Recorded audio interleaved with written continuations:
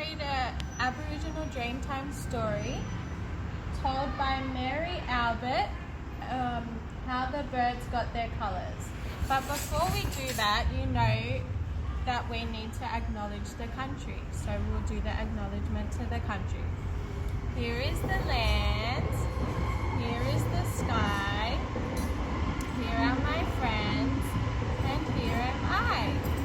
We promise to take care of the land. How the birds got their colours.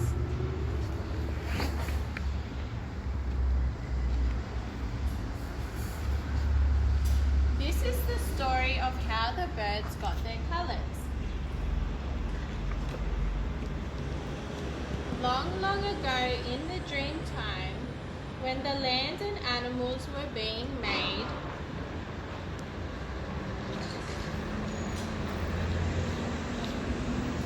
all the birds were black, all one colour till